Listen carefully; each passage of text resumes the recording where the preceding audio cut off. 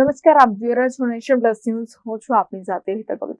નર્મદા જિલ્લામાં હોળી એ આદિવાસીઓનો મુખ્ય તહેવાર છે અને આ હોળી મનાવવા માટે મોટી સંખ્યામાં આદિવાસીઓ દેશના ખૂણે ખૂણેથી પણ પાદરે વતન પરત ફરે છે. રાજપીપળામાં હોળી પછી ધૂળેટીના દિવસે પારંપરિક ઢબે ઘેરૈયા અને લોકનૃત્યની રમઝટ જોવા મળી હતી.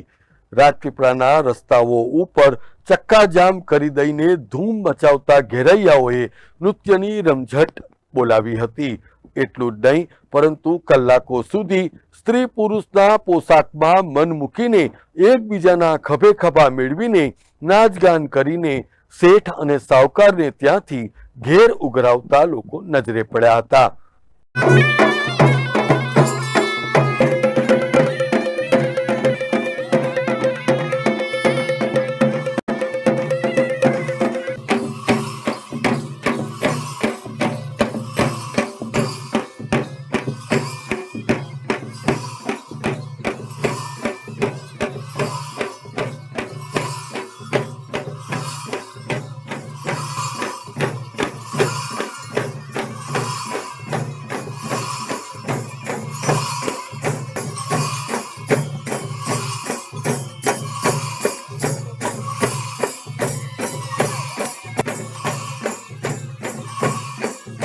ગામ વાડિયા નાસવાડી તાલુકો જિલ્લો છોટાઉદેપુર એને આમી દેવમોગરા આનું જ બાંધા લીન પછી દેવમોગરા દર્શન જઈએ. બીજા દિવસથી જ આ જ બાંધા અમારું શરૂ કરીએ. પછી 8-9 દિવસ સુધી અમે નાવી ધોઈને ખાટલે બેહવાનું અમારું આ રીતે પાલમી થાય. પછી ઘેરિયા બને એને મોર પીસવાળા એને બાયોનો એ હોય એને બીજા બાવા હોય એ રીતે અમે આનો બાંધા ઉજવીએ છે. આજે આદિવાસીઓમાં શિક્ષણનું પ્રમાણ વધ્યું હોવાથી આદિવાસીઓએ જાહેરમાં નાચવાનું બંધ કરતા ઘેરૈયા સંસ્કૃતિ ક્રમશઃ લુપ્ત થવા માંડી છે. ત્યારે આદિવાસીઓની આ સંસ્કૃતિ અને પરંપરા જીવંત રહે તે માટે આદિવાસી સમાજ પણ હવે પુનઃ જાગૃત થયો છે. આજે રાજપીપળા ખાતે છોટાઉદેપુર વિસ્તારના આદિવાસીઓ ઘેર માંગવા માટે આવ્યા હતા. અવનવા ટ્રેડિશનલ ડ્રેસ પહેરીને સુંદર મેકઅપ કરીને લોકોમાં આકર્ષણ પણ જમાવ્યું હતું. જેમાં આદિવાસીઓએ વાઘ, રીંછ અને મોર સહિતનો વેશ ધારણ કરીને નાચગાન સાથે હોળી પર્વની ઉજવણી કરી હતી. આજે હોળીના બીજા દિવસે રાજપીપળામાં આદિવાસી સંસ્કૃતિને જીવંત રાખવા માટે નસવાડી અને કવાંટથી આવેલ ઘેર મંડળીએ ઘેરૈયા લોકનૃત્યની રમઝટ બોલાવતા આદિવાસીનું ઘેર નૃત્ય પણ લોક આકર્ષણનું કેન્દ્ર બન્યું હતું.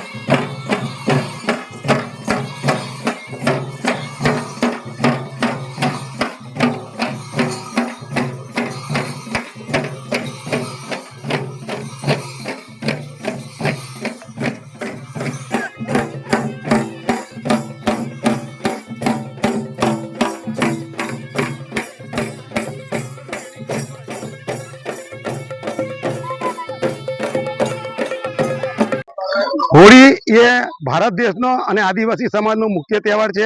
હોળીથી આદિવાસીઓનું નવું વર્ષ શરૂ થાય છે. હોળી આદિવાસીઓનો એકતા દિવસ છે.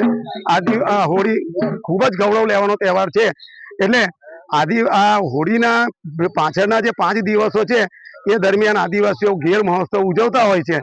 અને ઘેર મહોત્સવ એ રીતે ઉજવતા હોય છે કે પોતાની બાધાઓ પૂરી કરવા માટે એ પોતાના ઘરમાં 5 દિવસ નથી રહેતા અને જુદા જુદા ગામની અંદર જઈ નૃત્ય કરે છે અને જે કંઈ દાન દક્ષિણા કંઈ ફાળો આપતા હોય છે તે ભેગો કોઈ ગામના વિકાસ માટે વાપરતા હોય છે. હોળી ખૂબ જ મહત્વનો તહેવાર છે.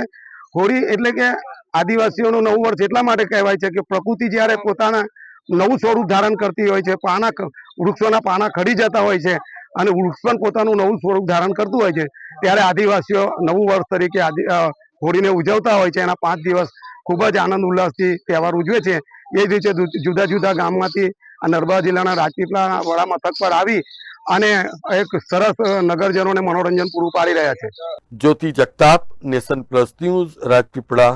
સમાચારોના સતત અપડેટ મેળવવા માટે અમારી નેશન પ્લસ ન્યૂઝની યુટ્યુબ ચેનલને સબસ્ક્રાઇબ કરો, બેલ આઇકન દબાવો અને જોડાયેલા રહો ફેસબુક, ઇન્સ્ટાગ્રામ અને ટ્વિટર પર.